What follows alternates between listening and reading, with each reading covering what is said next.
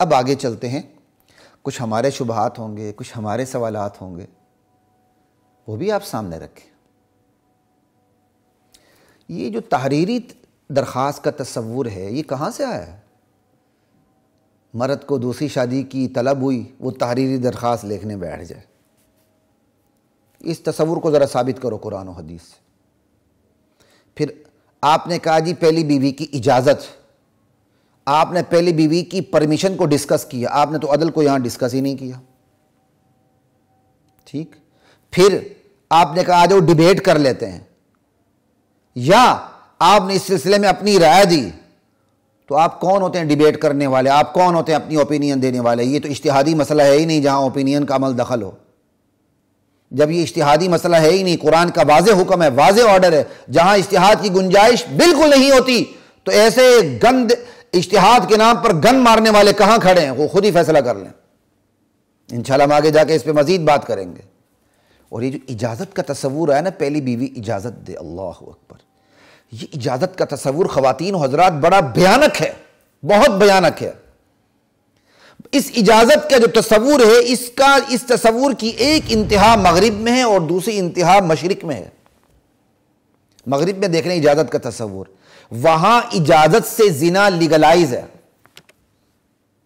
عورت سے اجازت لیں، وہ راضی ہو جائے، زنا جائز ہے، کیونکہ یہ بھی ایک بھوک پیاس کی طرح ایک بھوک پیاس لگی ہوئی ہے، ٹھیک، اجازت مل گئی، جائز ہو گیا۔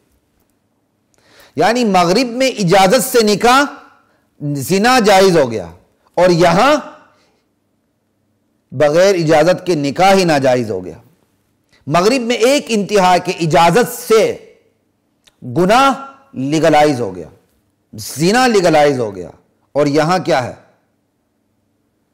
اجازت سے نکاح ہوگا، اجازت نہیں، اجازت نہ ہونے کی صورت میں جائز کام ناجائز ہو گیا۔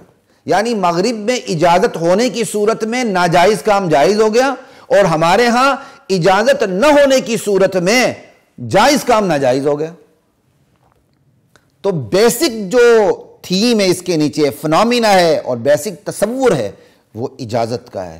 یہ اجازت بڑا بھیانک ہے، یاد رکھیے تصور۔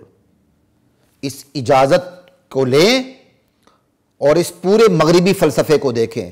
دراصل ہم اسی مغربی فلسفے سے مرعوب ہو گئے ہیں۔ انہوں نے اجازت سے نکاح کو حلال کر لیا، اور ہم نے بھی یہی کہہ دیا جب تک اجازت نہیں ہوگی حلال نکاح بھی حلال نہیں ہوگا، خبردار، کیونکہ پہلی بیوی اجازت نہیں دے رہی ہے، 1 سال تمہیں قید کاٹنی پڑے گی، 5 لاکھ تمہیں جرمانہ دینا پڑے گا۔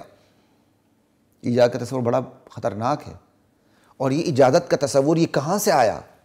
دراصل یہاں سے آیا کہ انسان پر حکمرانی صرف انسان کر سکتا ہے، بس میرا جسم میری مرضی، انسان پر غیر انسان حکمرانی نہیں کر سکتا۔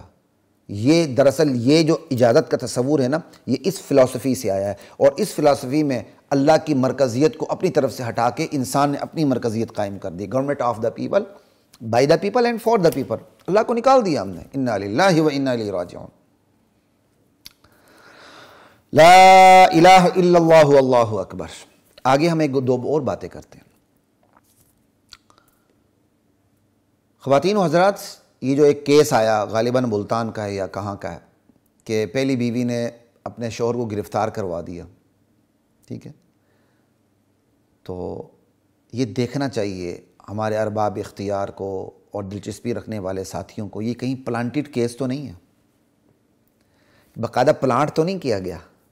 کیونکہ مجھے وہاں اینکر نے یا وہاں ٹی وی چینل نے بتایا کہ وہ تو جو پہلا جو شوہر ہے، وہ جو پہلی بیوی ہے، وہ اس کو چھوڑ چکا ہے، تو اب تو وہ دوسری بیوی کے ساتھ رہ رہا۔ مجھے اس کی تحقیق نہیں ہو سکی، لیکن یہ مجھے ایک سمیل سی آ رہی ہے کہیں یہ پلانٹڈ کیس تو نہیں کہ باقاعدہ شوہر کو اجرت دے کے راضی کیا گیا اور پھر پہلی بیوی نے کیا کہتے ہیں کیس کیا ہو، تاکہ یہ کیس ایک رول ماڈل کی شکل میں سامنے آئے اور دوسری بیوی کے لیے لوگ ہچکچائیں، دوسری شادی نہ کریں۔ کیونکہ عالمی جو سازشیں ہوتی ہیں نا، ان کے ڈانڈے بہت دور تک چلے جاتے ہیں۔